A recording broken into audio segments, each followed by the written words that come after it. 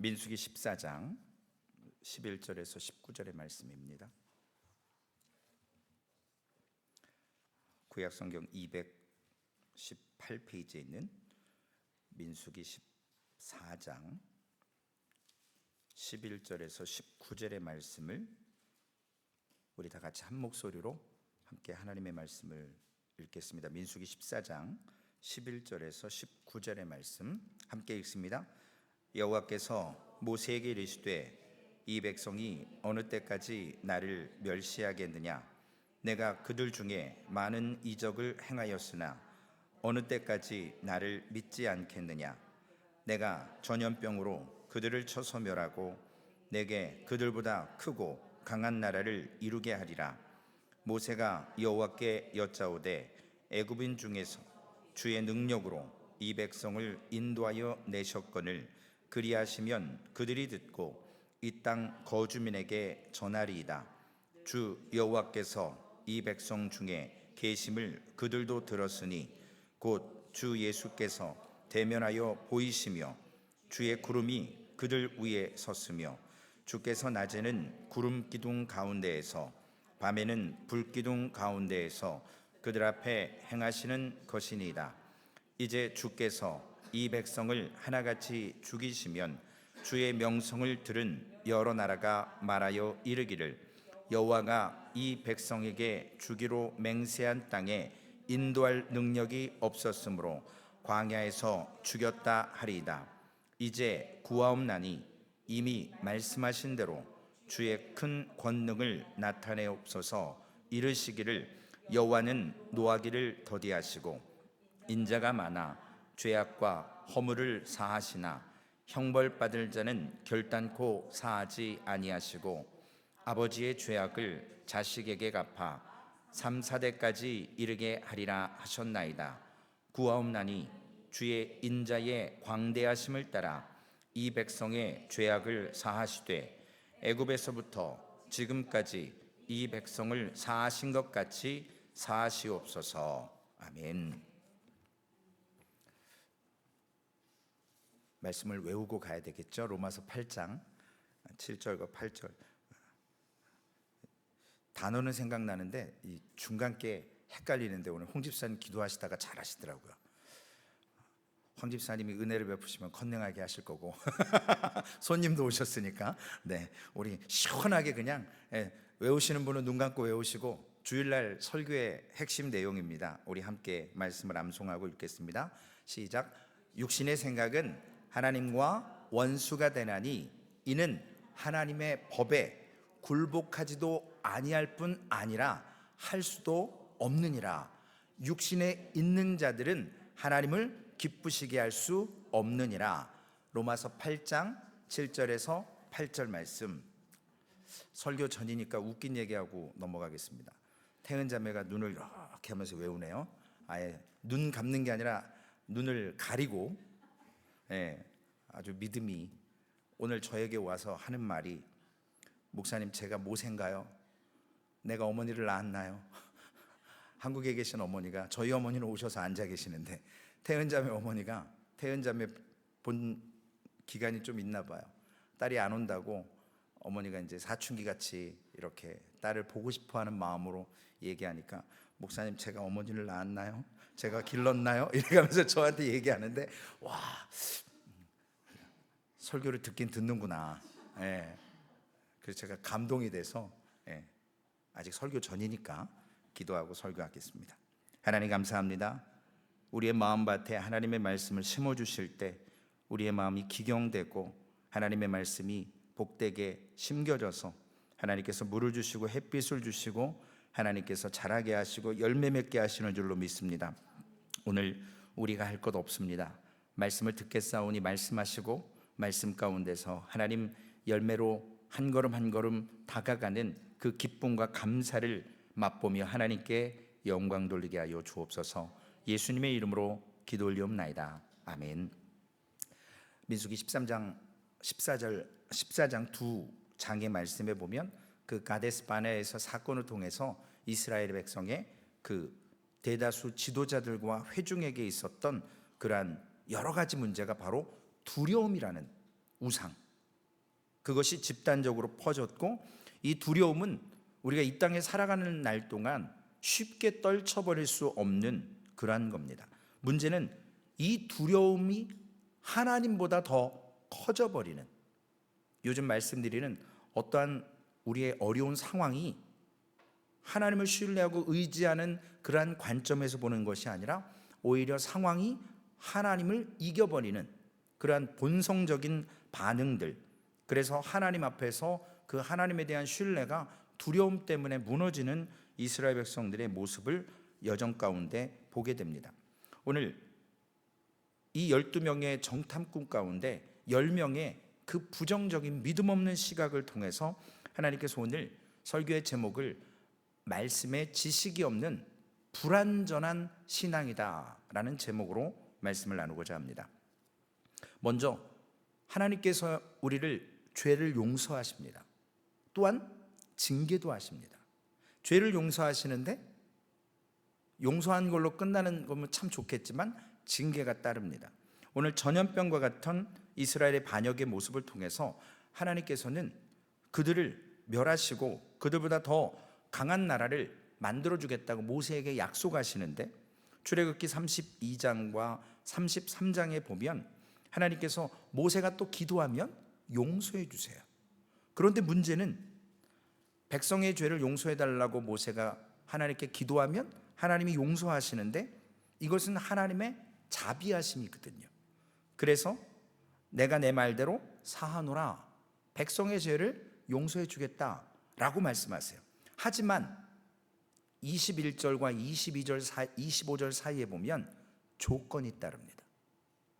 우리는 신앙 가운데 조건이 따라서는 안 되거든요. 주일날에도 말씀드리겠지만 우리가 어떤 믿음에 관해서 하나님 나에게 이렇게 해주시면 내가 이렇게 할게요, 그건 올바른 오늘 본문의 설교의 제목처럼 불완전한 신앙이에요. 하나님 앞에 구원의 문제에 관해 조건이 붙을 수가 없어요, 우리 입장에서는. 왜냐? 은혜로 받는 거기 때문에. 그런데 오늘 하나님께서는 죄를 사하노라 그러고 끝날 것 같았는데 조건이 붙습니다. 이것은 뭐냐면 하나님의 영광과 이적을 봤던 2년 동안 출애굽 후에 맛봤던 그 기적과 이적, 하나님을 10번이나 시험했고 하나님을 청종하지 않고 하나님을 멸시했던 그들에게 그 땅을 차지하라고 했을 때 두려움 때문에 차지하지 않은 대가를, 그 땅을 보지 못하게 하는 것으로 하나님은 조건을 붙이십니다. 한마디로 그 땅을 거절했던 그들에게 주지 않겠다라는 거예요. 이것은 다음 세대가 광야에서 살다가 이제 가나안 땅으로 들어가는 말씀이 32절과 35절에, 그리고 정탐꾼들이 하루에 1년을 따져서 40일 동안, 그래서 40년을 채우시는 그러한 하나님의 그러한 징계에 대한 조건이 달려 있습니다. 다만 온전히 따랐던 12명의 정탐꾼 가운데 여호수아, 갈렙은 빼고 하나님께서 제외시켜 주십니다. 27절 본문 28절에 보면 하나님께서 하나님의 그 방법, 조치, 이거에 대해서 말씀하십니다. 나를 원망하는 이 악한 회중에게 내가 어느 때까지 참으랴. 이스라엘 자손이 나를 향하여 원망하는 바, 그 원망하는 말을 내가 들었노라. 하나님은 우리의 기도도 듣지만 우리의 악한 말과 우리의 불평과 시기와 질투도 들으시는 하나님이라고 말씀을 드렸죠. 그들에게 이르기를 여호와의 말씀에 내 삶을 두고 맹세하노라. 내 말이 내 귀에 들린 대로 내가 너희에게 행하리니. 하나님께서 불평과 악평, 시기와 질투, 그리고 모세의 기도, 양쪽의 얘기를 다 들으셨습니다. 그래서 하나님은 하나님의 말씀하실 뿐만 아니라 하나님은 우리의 음성도 듣기를 원하십니다. 내일 말씀드리겠지만 시편 19편 말씀을 통해서 하나님은 성경으로도 우리에게 말씀하지만 자연, 하나님의 천지에 창조하신 해와 달과 빛난 별과 자연을 통해서도 우리에게 계시하시고 말씀하시고 보여주는 게 분명히 있습니다. 그러므로 그들이 무엇이라고 말했는지를 우리가 먼저 살펴봐야 됩니다. 2절 말씀에 보면 그들이 애굽 땅에서 죽었거나 광야에서 죽었으면 참 좋았겠습니다 라고 불평하기 시작해요. 더 나아가서 그들은 하나님께서 자기들을 칼에 죽게 하고 자기의 처자들을 사로잡게 한다, 그래서 가나안 땅으로 일부러 인도했다, 하나님의 선하심을 악한 것으로, 하나님을 악한 하나님으로 몰아가는 것이 3절의 말씀입니다. 결국 39절 이하에 보면 그 10명의 정탐꾼들과 많은 사람들이 칼에 죽임을 당하는 그러한 일을 겪게 됩니다. 하나님께서 죄를 과연 그러면 용서하시는 것인가? 하나님의 용서와 그리고 인자, 그리고 그것에 대해서 말씀을 함께 나눕니다. 먼저 20절 말씀에 보면 내가 내 말대로 사하노라. 모세의 기도를 통해서, 모세의 간구를 통해서, 그래 그렇게 기도했어? 그럼 내가 사해 줄게. 그런데 21절 말씀에 보면 그러나, 죄는 사해 주시는데 그 다음에 그러나가 달려요. 하나님의 조건이 달립니다. 진실로 내가 살아있는 것과 여호와의 영광이 온 땅에 충만한 것을 두고 맹세하노니, 그리고 그 뒤에 계속 나옵니다. 이 그러나 결국 용서하지 않는 것처럼 어떤 보복성의 내용이 기록된 것처럼 보입니다. 이것은 보복이나 그리고 하나님은 징계하신다, 죄를 용서하지 않는다라는 우리의 관점을 오해하게 만드는 우리의 무지, 즉 하나님이 어떤 분이신지를 모르면 이러한 반응이 나오게 되어 있습니다. 분명히 사하노라 그래놓고 그 다음에 심판을 하시는 것처럼 보이거든요. 하나님의 용서에 대한 우리의 오해가 있을 수 있습니다. 그 근거를 찾아보면 용서가 뭡니까? 죄를 사한다고 말씀하셨는데 21절 이하에 그 모든 말씀이 나오는데 용서는 그것으로 끝나야 되는 거예요. 엄마 잘못했어요, 내가 진짜 잘못했어요. 그러면 그래 용서해 줄게. 그러면 그 다음에 징계, 퍼니시먼트가 없어야 돼요. 그런데 오늘 하나님의 말씀에는 우리의 생각과 달리 일반적인 개념에서 용서와 벌, 그리고 용서와 징계, 이게 함께 갈 수 없는 것처럼 우리는 느낍니다. 용서면 용서고 벌이면 벌이어야 되는데 하나님께서 이걸 적용을 이상하게 하시는 거 아닌가라고 오해할 수 있습니다. 어떤 방식으로 용서를 하셔야 된다, 완전히 그냥 뒤에 아무것도 없는 거 그냥 다 용서해 줄게, 용서인지 벌인지 부분적인 용서인지 오늘 이 본문 말씀을 통해서 우리가 하나님을 알아야 됩니다. 출애굽기 34장 6절과 7절의 말씀에 보면 금송아지 사건 이후에 하나님께서 모세에게 하나님의 성품, 하나님이 어떤 분이신지를 선포하십니다. 함께 읽어보실까요? 여호와께서 그의 앞으로 지나시며 선포하시되 여호와라 여호와라, 자비롭고 은혜롭고 노하기를 더디하고 인자와 진실이 많은 하나님이라. 인자를 천대까지 베풀며 악과 과실과 죄를 용서하시라. 그러나 벌을 면제하지는 아니하고 아버지의 악행을 자손 3, 4대까지 보응하리라. 하나님은 자비롭고 은혜롭고 노하기를 더디하시고 인자하시답니다. 진실하시대요. 그것이 많으신 하나님이라고 분명히 말씀하셨는데 인자를 1000대까지 베풀고 악과 과실에 대해서는 3, 4대까지 그 죄를 보응하신다 그랬습니다.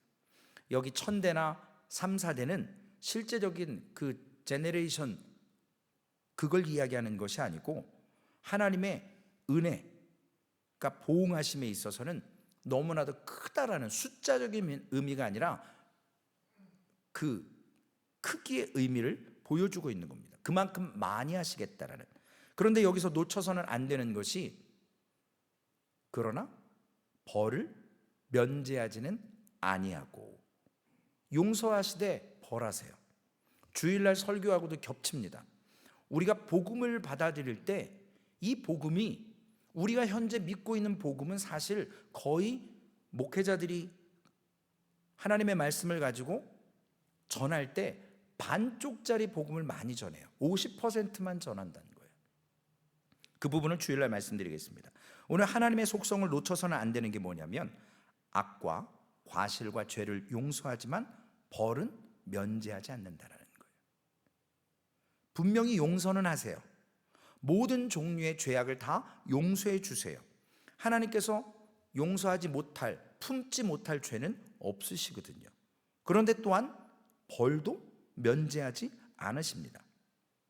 우리는 앞에 용서한다, 그러니까 뒤에 벌을 면제하는 것에 대해서 무심코 넘어가는 경우가 있습니다. 오늘 하나님의 성품의 내용을 보면 두 가지가 사랑과 하나님의 공의거든요. 하나님의 사랑이 무한하시잖아요. 영원하시잖아요. 그래서 모든 죄를 조건 없이 용서하세요.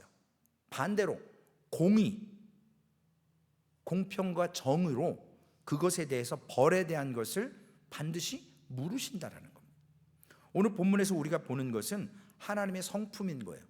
죄는 용서하지만 그 벌에 대한 것은 면제하지 않는 것. 모세가 기도한 대로 하나님은 죄를 용서해 주셨어요. 그러나 벌을 면제하지는 않으셨습니다. 이것이 하나님의 사랑과 공의에 대한 것, 두 가지가 함께 가는 거거든요. 근데 이게 무슨 용서냐? 우리 이제 여기서부터 문제가 되는 거죠. 반문할 수 있습니다. 용서했으면 벌하지 마셔야지. 왜 용서해놓고 다 용서한다고 하며 벌을 면제하지 않는가? 성경이 우리에게 제시하시는 것은 바로 예수 그리스도의 십자가 사건을 통해서 하나님의 사랑과 공의를 볼 수 있는 거예요. 우리 지금 몇 달 전부터 계속 말씀드리는 내용이 그거잖아요. 하나님께서는 친히 하나님이신 자신이 아들 예수 그리스도로 이 땅에 오셔서 화목제물로 우리를 위해서 죄를 다 저주 가운데서 받으시고 죽어 주셨습니다. 이게 하나님의 사랑이잖아요. 그러나 화목제물이 있어야 되는 거예요. 우리가 죽어야 되는데 그 벌을 면제하지 않기 위해서는 반드시 희생제물이 있어야 되는데, 구약에는 짐승을 잡지만 신약에서는 예수 그리스도가 단번에 죽어주심으로 완전히 그 벌에 대한 징계를 사하시는 겁니다. 하나님의 용서가 있었어요. 우리를 구원해 주세요. 우리가 죄를 또한 짓기 때문에 그 벌을 받아야 되는데 사랑해 주셨고 희생제물인 예수 그리스도를 잡아 십자가에 못 박아 징계하심으로 하나님의 공의와 사랑이 이루어지는 겁니다. 이것을 하나님의 택하신 모든 백성들이 받고 당해야 될 율법적인 법 앞에서 죽어야 되는 거거든요. 그러나 그것을 우리에게 면해 주셨어요. 대신 예수 그리스도가 죽어 주셨습니다. 그것을 모든 믿는 자에게 요구하지 않고 용서하셨다라는 거거든요. 그러므로 우리가 기뻐하고 감사해야 될 이유가 거기에 있습니다. 그러므로 그리스도의 십자가의 사건은 용서이고 죄사함이고 구원이라는 거예요. 우리가 그것 때문에 예수를 믿는 것입니다. 이것도 그럼 용서라고 할 수 있느냐라는 성경적인 대답이 바로 십자가의 사건으로 해결이 되는 겁니다. 우리가 죄인이지만 죄값을 치러야 되지만 하나님의 사랑으로 구원을 얻고 예수 그리스도가 십자가에 죽어주심으로 하나님의 공평한 의, 하나님이 벌을 면제하지 않으시는 것에 대한 해결이 십자가 사건이라는 겁니다. 그러므로 이러한 것을 믿어질 때, 하나님께서 깨닫게 하실 때, 우리가 복음을 알 때 그 복음의 은혜 아래서 평안과 쉼을 얻을 수 있는 거예요.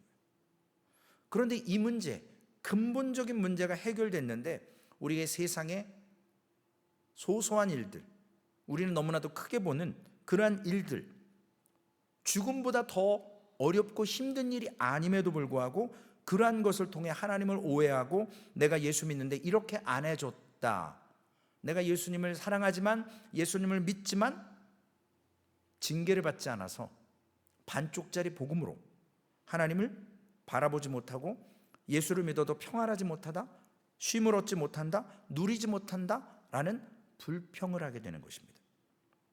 그렇다면 우리가 십자가에 우리가 못 박혔다면 그게 옳은 거냐는 거죠. 싫잖아요. 못 박히라 그러면. 하나님께서는 오늘 하나님의 인자가 천대까지 이르게 한다라는 이 말씀 역시도 심판 중에도 하나님의 인자하심이 드러나는 것을 말씀해 주고 있습니다. 그것이 뭐냐면 반역을 초래한 10명의 그 정탐꾼들, 하나님께서 재앙으로 그들의 목숨을 가져가셨습니다. 악한 일을 행했던, 다시 노예 땅 애굽으로 돌아가자 한 지도자를 세워서 가자고 했던 1세대들이 광야에서 다 심판을 받고 죽습니다. 그들에게 구원이 없어요.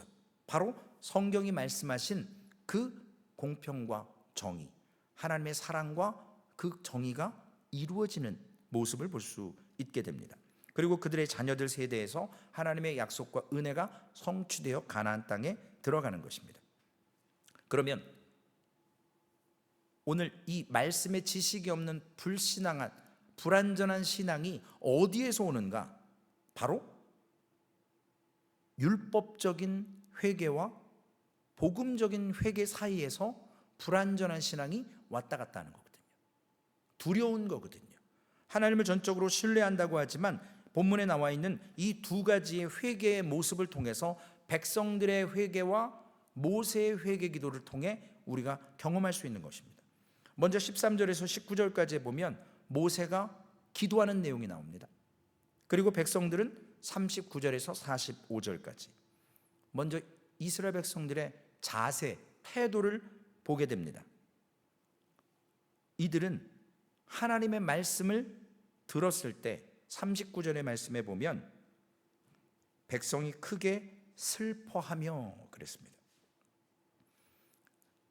우리 지난주에도 이스라엘 백성들이 정탐하고 나서 막 슬퍼했잖아요. 밤을 새고. 기도가 아니라는 말씀 분명히 드렸죠. 왜냐? 그 이후에 그들의 행동의 모습이 그들의 신앙인 거예요. 그것이 진짜 회개인지 율법적인 회개인지 복음적인 회개인지 구분을 시켜줍니다. 오늘 소리를 지르고 소리를 높여 백성이 밤새도록 통곡했지만 그들은 우리가 알고 있는 복음적인 진정한 회개가 아니었다라는 것. 즉 감정적으로 슬퍼서 우는 거라는 거예요. 감정은 그 자체로서 참된 회개됨을 드러낼 수가 없어요. 우리가 기도하면서 막 통곡한다고 그게 진짜 회개 기도일 수도 있지만 감정에 격해져서 율법적인 이스라엘 백성들의 통곡일 수도 있다는 겁니다. 어린아이들도 진짜 우는 거와 가짜가 우는 게 티가 나잖아요.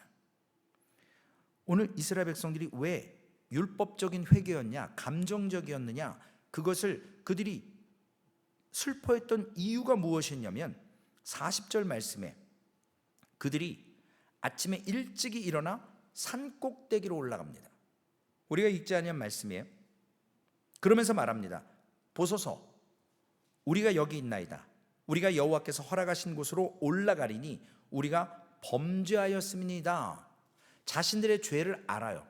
올라가서 차지하라고 할 때는 안 올라가고 이제 불평 다 하고 그리고 나서 뒷북치고 돌아가겠다고 뭐 밤새 통곡하고 그러다가 이제서야 올라가겠다라는 거예요. 근데 하나님은 원하시지 않고 허락하지 않으시거든요. 근데 그들은 자신들이 범죄했다고 자백은 해요.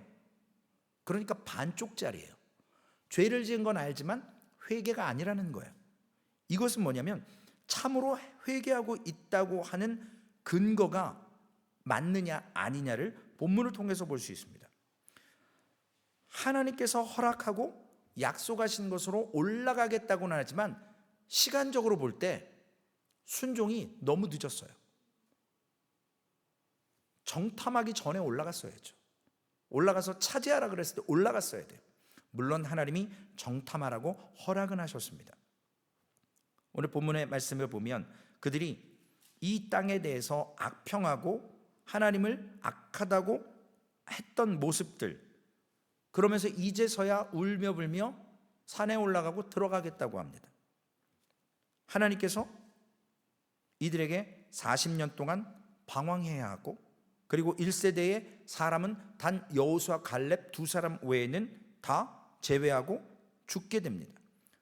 하나님이 허락하지 않았는데 올라가겠다라는 거예요. 그래서 오늘 본문 25절에 보면, 민수기 14장 25절에 아말렉인과 가나안인이 골짜기에 거주하나니 너희는 내일 돌이켜 홍해길을 광야로 들어갈지니라. 지금 하나님은 처음에 정탐하기 전에 올라가서 차지하라 라고 하시고 지금 말씀하세요. 다른 대안을 주시는 거예요. 지금 이제 올라가는 건 툴레이, 늦었다는 겁니다.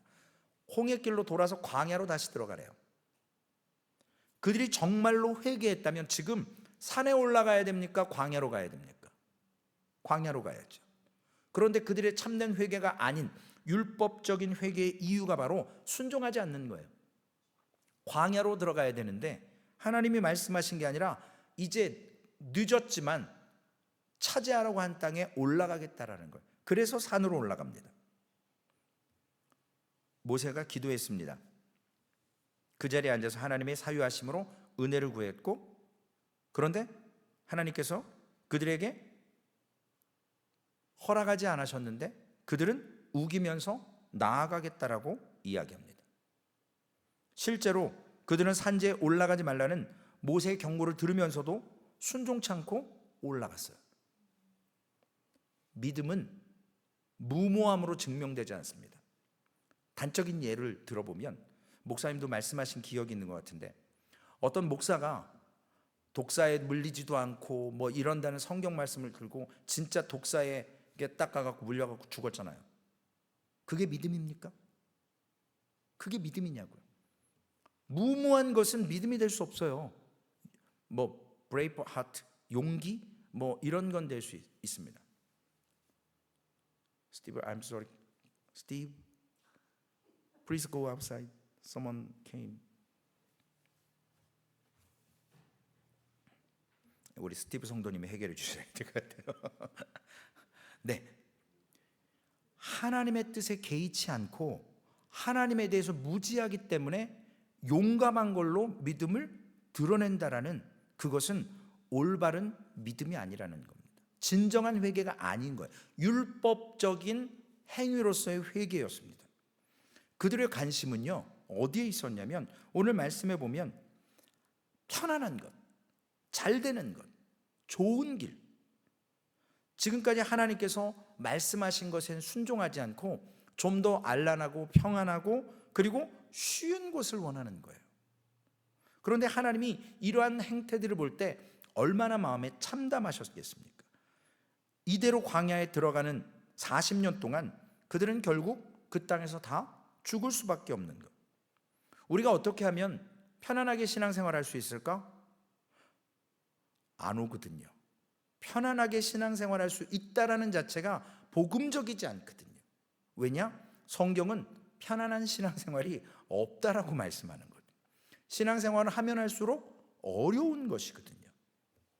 내 편한 인생을 위해서 믿음 생활한다?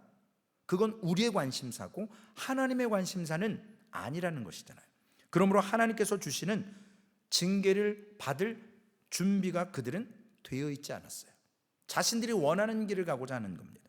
그래서 모세가 무서운 경고를 하고 산지에 그들이 올라갔고, 45절에 그들이 아말렉인과 산간지대에 거주하는 가나안인이 내려와 그들을 무찌르고 호르마까지 이르렀더라 라고 말씀합니다.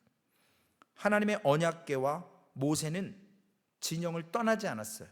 그전 같으면 전쟁을 할 때 언약궤가 먼저 나아가고 그리고 먼저 출발하고, 그러나 이것이 44절의 말씀에 기록되어 있듯이 하나님의 언약궤 법궤와 모세가 움직이지 않았는데 백성들이 움직입니다.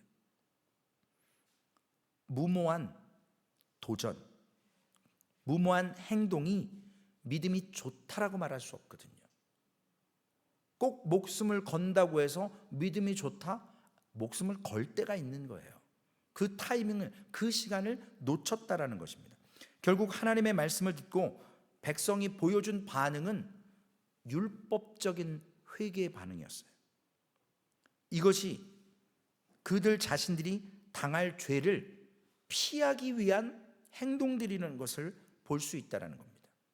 모든 관점이 회개에 있지만 죄 자체에 대한 슬픔이 아니라 우리가 앞으로 당할 그 어려움에 대한 결과에 대한 두려움이 깔려 있는 거거든요. 저는 자랄 때 매를 맞고 안 자랐어요. 그래서 이렇게 부모님이 몽둥이를 들어도 그렇게 두렵지가 않았거든요. 맞아본 적이 없으니까. 근데 맞고 자란 애들은요, 이 몽둥이를 딱 두는 순간 애들이 널비스가 되고 긴장이 딱 돼가지고, 왜냐, 그게 아픈 거 알거든요. 맞아봤으니까. 근데 저같이 안 맞아본 사람은 별로 거기에 대한 그게 없어요. 무서운 걸 모르니까요. 그 아픔을 모르니까요. 이스라엘 백성들은 자신들의 그 슬픔이, 그 두려움이 오늘 회개를 유발시키는데, 그것이 율법적인 거라는 거예요. 피하고 싶기 때문에. 그러므로 이 회개가 하나님이 어떤 분이신지를 모르기 때문에, 아까 말씀드렸던 십자가 사건과 하나님의 용서와 하나님의 공의는 함께 세트로 따라오는 거거든요. 완전한 용서 있습니다. 그러나 거기에 하나님의 징계가 따라와요. 죄에 대한 문제를 하나님이 벌을 면제하지는 않으십니다. 하나님을 안다면, 이 두 가지가 같이 오는 것을 이스라엘 백성들이 알았다면 진정한 회개가 있었겠죠. 광야로 들어갔겠죠. 산으로 올라가지 않았겠죠. 모세가 경고했음에도 순종하지 않은 것은 쉬운 길, 편안한 길을 원한다는 겁니다. 바로 십자가가 없는 구원을 원하는 거거든요. 두 번째로는 모세의 기도를 볼 수 있습니다. 모세의 기도가 왜 복음적인 진정한 회개의 기도였는지 모세의 기도를 살펴봅니다. 백성들의 태도와 어떻게 달랐을까요? 모세는 하나님이 어떤 분이신지 하나님을 아는 지식을 갖고 있었어요. 그 지식을 토대로 기도했습니다. 하나님께서 하나님의 영광을 결코 포기하지 않으시는 분임을 모세는 알았고요. 출애굽기 32장에 했던 것처럼 모세는 하나님의 명성, 하나님이 어떤 분이신지 그것을 근거로 해서 하나님께 회개하는 용서의 기도를 올려드립니다. 모세의 관심과 초점이 어떻게 해서든 가나안 땅에 들어가는 것이 아니고, 편안한 길을 구하는 것이 아니고, 그가 관심 가졌던 것은 다름 아닌 하나님의 이름에 대한 명성, 하나님의 영예에 대한, 명예에 대한 그 부분, 그것에 초점을 맞추고 기도했다라는 거예요. 하나님 40일이 아니라 40년이 아니라 30년으로 끝내주세요. 모세가 이런 기도하지 않습니다. 오늘 보면 14장 15절 16절 말씀에 보면, 이제 주께서 이 백성을 하나같이 죽이시면 주의 명성을 들은 여러 나라가 말하여 이르기를, 여호와가 이 백성에게 주기로 맹세한 땅에 인도할 능력이 없었으므로 광야에서 죽였다 하리이다. 주의 명성을 이스라엘 백성들뿐만 아니라 주변에 많은 족속들이 이미 들었습니다. 그래서 왕의 대로로 들어가려고 할 때 원하지 않는 거예요. 우리가 음식값도 낸다, 물값도 낸다, 우리가 지나만 가겠다. 아니요, 못 오게 해요. 왜? 하나님이 이스라엘 백성과 함께하고, 그들이 군인은 아니었지만 그들과 하나님이 늘 함께하는 것을 이미 알고 있었어요. 기생 라합이, 정탐꾼이 들어왔을 때 이미 알고 있잖아요. 하나님이 어떤 사람이신지, 어떤 분이신지, 이스라엘 백성들이 하나님에게 어떤 존재들인지 기생 라합은 이미 알고 있는 거예요. 그러니 그 두 정탐꾼을 보호해 줍니다. 생명을 요구하는 거예요. 약속을 하는 거예요. 하나님이 어떤 하나님인지 아니까. 그래서 그 주의 명성을 모든 나라가 아는데, 하나님이 능력이 없어서 우리를 인도하지 못해서 광야에서 죽겠다고 하면 이거 하나님 정말 창피한 거 아닌가요? 하나님이 그런 하나님이 아니시잖아요. 그리고 하나님을 알기에 모세가 그렇게 기도합니다. 이것은 예수님께서 제자들에게 기도로 가르쳐주신 초점과 다르지 않습니다. 주님께서 아버지의 이름을 거룩히 여김을 받으시오며 라고 주기도문에 하나님이 어떤 분이신지 우리에게 알려주셨습니다. 하나님의 자녀들은 인생의 최우선의 관심사가 될 것, 그것에 기도의 우선순위를 놓는 것, 모세가 지금 하고 있는 것이 뭐냐면 바로 하나님에 대한 지식, 하나님이 어떤 분이신지 그게 늘 먼저 고백되는 것이 진정한 기도라는 것입니다. 그래서 우리가 첫 번째 기도할 때 하나님께 영광을 돌리는 기도를 하잖아요. 하나님이 어떤 하나님이신지. 저는 늘 살아계신 하나님이라는 기도를 많이 합니다. 서두에. 왜냐? 저의 삶에 하나님은 살아계신 거거든요. 물론 당연히 살아계세요. 그러나 어떤 하나님보다 저는 그 살아계신 하나님에 대해서 늘 그것을 믿음으로 갖고 있고 그것을 늘 제가 하나님 앞에 고백을 드립니다. 모세는 하나님께서 백성들의 죄를 반드시 용서해 주실 것을 알았고 기도합니다. 그가 용서를 구하는 근거가 바로 하나님의 성품에 있는 거예요. 하나님이 용서하시는 하나님, 하나님 공의를 행하시는 하나님, 선을 행하사 선을 행하시는 하나님, 선을 베푸시고. 그래서 18절 19절 말씀에 하나님의 근거에 의해서 모세가 기도하는 내용입니다. 이것이 바로 율법적인 기도가 아니라 복음적인 하나님을 아는 기도를 하는 사람의 기도 내용입니다. 민수기 14장 18절 19절 말씀, 여호와는 함께 읽습니다. 노하기를 더디하시고 인자가 많아 죄악과 허물을 사하시나 형벌받을 자는 결단코 사하지 아니하시고 아버지의 죄악을 자식에게 갚아 3, 4대까지 이르게 하리라 하셨나이다.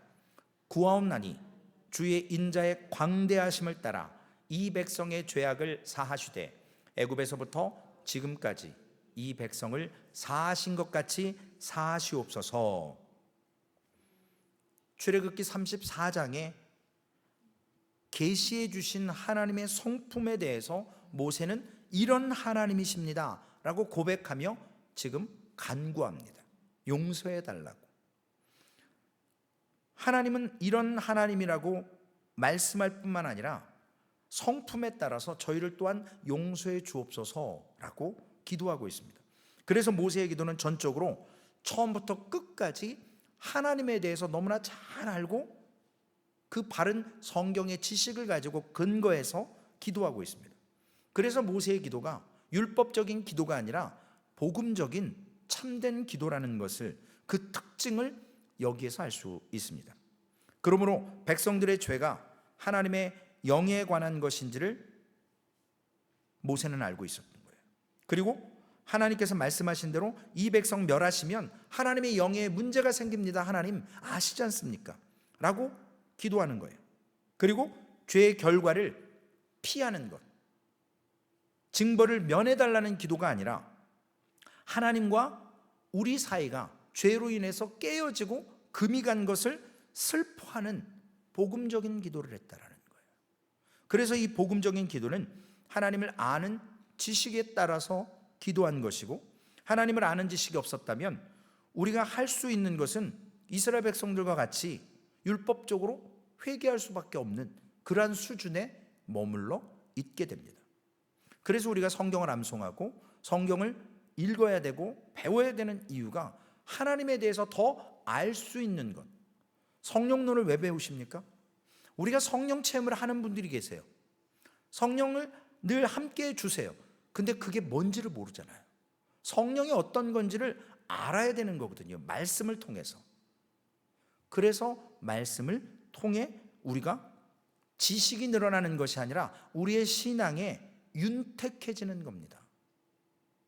윤택해지는 것. 결론의 말씀입니다. 지식이 없는 신앙은 위험합니다. 집에 다 농사 짓잖아요. 저도 텃밭에 황 장로님이 골을 만들어 놓으셨는데 최 집사님께서 말씀을 하시더라고요. 목사님 이러면 뿌리 다 타 죽어요. 나중에 이렇게 보니까 진짜 뿌리가 그 이렇게 골 위쪽에 글로 뿌리가 막 다 올라오는 거예요. 그래서 아, 얘네들이 못 자라는 이유가 있구나. 장로님 방송은 안 보시겠죠. 네, 그래서 얼른 흙 남아 있는 걸로 거기 골을 싹 없앴어요. 그랬더니 그 다음부터 조금씩 그래서 지금 얼마나 오이도 열리고 고추도 열리고 피망도 열리고, 참 제가 농사 짓는 건 아니지만 그 기쁨이 있더라고요. 이것이 모르니까, 저는 해본 적이 없으니까 몰라요. 그냥 시키는 대로 그냥 해놓은 대로 그냥 봤는데, 아, 이게 이럴 땐 필요하고 요건 요럴 때 필요한데 여기서는 이게 맞는 거예요. 그러므로 우리가 하나님의 성품을 아는 지식이 없으면 하나님의 용서를 용서로 받아들일 수가 없는 거예요. 이해가 안 되는 거예요. 하나님이 그걸 용서라고 하셨는데 우리는 용서가 아니라고 주장하는 거예요. 왜냐? 말씀을 모르니까요. 하나님이 분명히 징계하신다라는 말씀이 있음에도 불구하고 용서하시지만, 그래서 하나님을 아는 지식은 온전한 회개로, 복음적인 회개로 한 걸음씩 나아갈 수 있도록 인도하신다라는 겁니다. 저는 참 비행기 타는 걸 싫어하는데 공항 가는 건 좋아해요.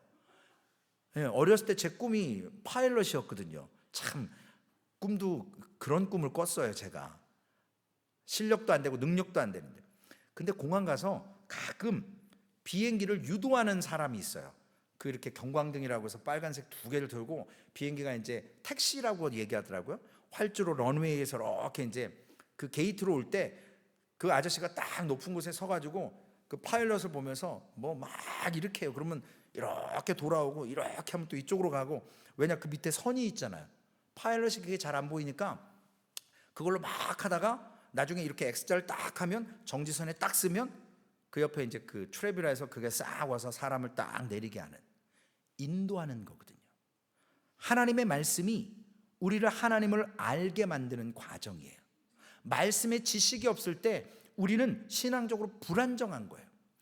우리가 교회 안에 여러 가지의 형태와 어떤 어려움이나 이러한 상황은 말씀으로 깊이 들어가면 들어갈수록 그 상황에 매이지 않아요. 그 상황을 오히려 하나님의 시선으로, 아, 하나님이 그 다음 스텝은 이건가 보다 라고 추측할 수 있도록 하나님께서 말씀을 통해, 이 광야 여정을 통해 우리를 인도하신다라는 겁니다. 말씀을 주셨어요. 그 말씀이 오늘 지식을 통해서, 하나님의 말씀이 우리의 신앙을 위험에 빠뜨리지 않게 합니다. 반대로 말씀을 배우려 하지 않고 말씀을 암송하지 않고 말씀을 사모하지 않으면 불완전한 신앙으로 넘어가는 거예요. 그러므로 지식이 없는 신앙은 위험합니다. 그래서 신앙과 하나님의 말씀을 알아가는 지식이 함께 가야 돼요. 그러므로 하나님의 성품을 아는 지식이 없으면 하나님의 용서가 될 수 없다라고 우리의 인간적인 생각은 하게 됩니다. 이스라엘 백성들처럼 무모하게 광야로 나가지 않고 산지로 쫓아 올라가는 또 다른 무모한 도발을 하나님께 하는 겁니다. 그러므로 인해서 오늘 이러한 지식이 정말 빛으로 인해서 죄가 무엇인지 드러나게 하는 것. 율법이 우리에게 왜 있어야 됩니까? 죄를 드러나게 하는 거예요.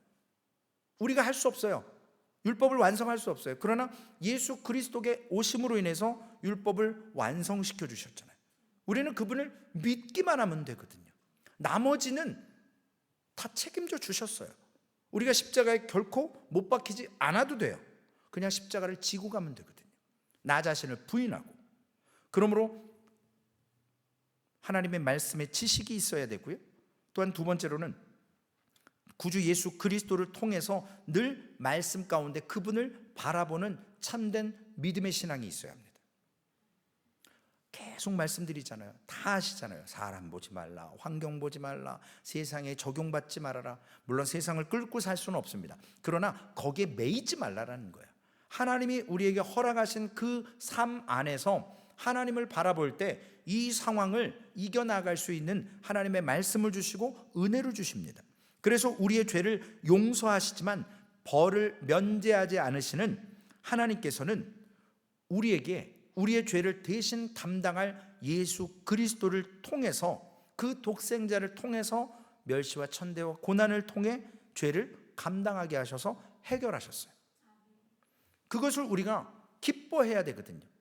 그 믿는 과정이, 그 거듭남의 회심의 과정이 지금 3주간에 걸쳐서 다음 주까지 총 한 달간에 걸쳐서 거듭남에 대해서, 회심에 대해서 말씀드려요. 왜냐? 교회 안에 앉아 있는데 아직 그 회심의 단계를 넘지 못한 분들이 있을 거라는 거예요. 우리가 혹시 넘었어도 다시 돌아와 그것을 경험하고 그 기쁨을 소유하고 신앙생활을 해야 된다는 겁니다. 그러므로 오늘 우리가 방황하는 인생이 아니라 목적지를 알고 확신하며 하나님이 주신 담대함으로 그 믿음의 길을 걸어갈 때 하나님께서는 은혜를 베풀어 주시고 우리가 우리 입술로 하나님을 찬송할 수 있게 허락해 주십니다. 그래서 말씀의 지식이 없는 불완전한 신앙에서 말씀을 사모하고 하나님의 지식을 경험하고 우리 구주 예수 그리스도를 통해 이 반쪽짜리 복음이 아니라 율법적인 회개가 아니라 복음적인 회개로 모세와 같이 하나님 앞에 기도하시고 혹시라도 이스라엘 백성들처럼 무모한 도발로 산으로 올라가는 죄를 범했다 할지라도 하나님께 복음적으로 회개하면, 하나님을 알고 회개하면 하나님은 미쁘시고 의로우셔서 우리의 죄를 도말해 주신다라는 것입니다. 그것이 믿음이에요. 무모한 게 믿음이 아니라 죄를 인정하는 게 믿음인 거거든요. 오늘도 그 믿음 앞에서는 우리 소망교회 되시기를 주님의 이름으로 부탁을 드리겠습니다. 사랑이 많으신 아버지 하나님, 하나님의 은혜와 하나님의 공의, 오늘 이스라엘 백성들에게 하나님께서 선포해 주셨고 하나님을 알지 못했기에, 하나님을 아는 지식이 부족했기에, 하나님의 성품이 무엇인지 몰랐기에 저들은 율법적으로 아버지 하나님 그 징벌을 면하려고 율법적인 회개를 했습니다. 그러면서 저들은 하나님이 명령하신 광야길로 다시 들어가는 것이 아니고 산지로 올라갔습니다. 결국 하나님, 저들은 어려움을 당했고 결국 불순종하고 저들의 세대가 그 자리에서 죽고 38년의 나머지 여생을 통해 1세대들이 다 광야에서 죽는 것을 하나님 말씀을 통해 오늘 우리가 봅니다. 모세와 같이 편안한 길, 안전한 길, 그 길로 인도해 달라고 기도하는 것이 아니라 하나님의 성품이 어떤 것인지를 모세가 알았기에 하나님께 우리들의 연약함을 고백하며 하나님의 영예와 하나님의 존귀하신 이름, 그것을 찬양하며 그것을 통해서 하나님께 간구하며 회개하는 복음의 기도를, 복음의 회개를 모세가 했던 것처럼 하나님, 우리의 회개가 율법적인 회개가 아니라 오늘 우리의 안락함과 그 징벌을 면제해달라는 기도가 아니라 복음적인 기도로 하나님 앞에 하나님이 어떠한 성품으로 우리에게 역사하시고 오셨는지 그것을 인정하고 신뢰하며 우리의 죄를 낱낱이 고백하며 하나님 용서하시는 그 하나님, 우리를 하나님 사랑해 주신 하나님, 그래서 그 회개함으로 하나님 앞에 복음적인 기도로 나아갈 수 있는 복된 소망의 공동체가 될 수 있도록 주님 인도하여 주옵소서. 그래서 지식 없는 믿음이 아니라, 신앙이 아니라 하나님의 말씀을 묵상하고 하나님의 말씀을 알아가며 하나님을 알게 하셔서 그 하나님을 바라보며 예수 그리스도와 함께 성령님께서 격려해 주실 때마다, 위로하실 때마다 그 성령님과 함께 동행하며 한 걸음 한 걸음 광야의 길을 걸어가게 하여 주옵소서. 그 끝에 가나안이 있고 그 끝에 하나님의 놀라우신 언약이 있음을 믿사오니 오늘도 무모함이 아니라 담대하게 하나님의 약속을 믿으며 나아가는 한 날 될 수 있도록 인도하여 주옵소서.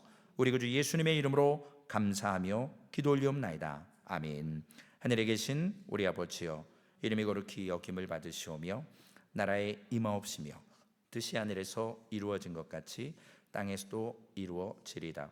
오늘날 우리에게 일용할 양식을 주옵시고 우리가 우리에게 죄 지은 자를 사하여 준 것 같이 우리의 죄를 사하여 주옵시고 우리를 시험에 들게 하지 마옵시며 다만 악에서 구하옵소서.